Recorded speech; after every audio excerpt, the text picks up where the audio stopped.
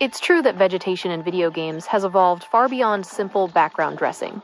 To truly appreciate its impact, we need to delve deeper into the nuances of its role, expanding the role of vegetation in virtual worlds, ecological simulation, and player interaction. Modern games are increasingly exploring the concept of dynamic ecosystems, where vegetation plays a vital role.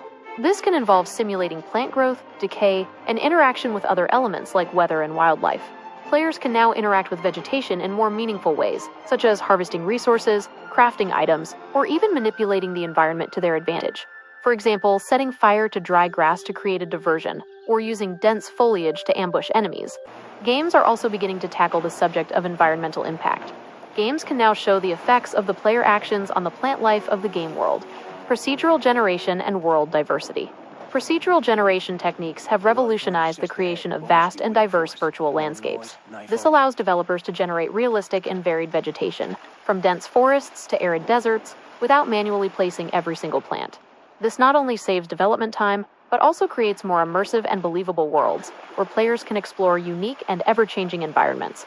This also allows for the creation of unique biomes and alien worlds, where plant life can be used to show the player that they are in a place that is not of Earth.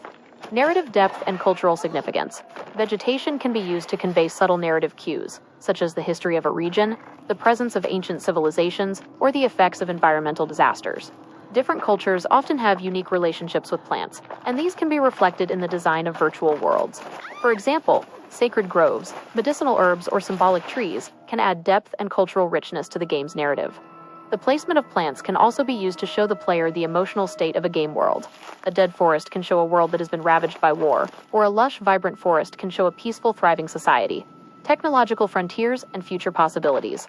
The ongoing advancements in real-time rendering, artificial intelligence, and machine learning are opening up new possibilities for the creation of even more realistic and interactive vegetation.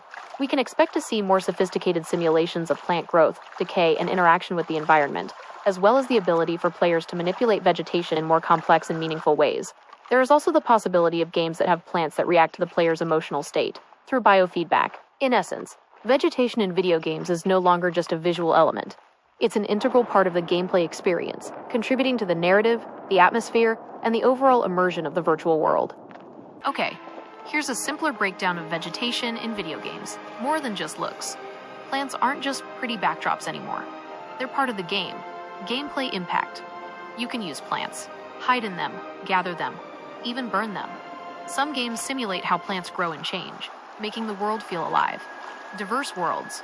Computers can create tons of different plants, making forests, deserts, and alien worlds feel real. Storytelling. Plants can show you the history of a place, or how healthy it is. A dead forest tells a different story than a vibrant one. Future tech. Games will keep getting better at making plants look and act real. Imagine plants that react to your emotions. Basically, plants are becoming a bigger and more important part of how we play and experience video games.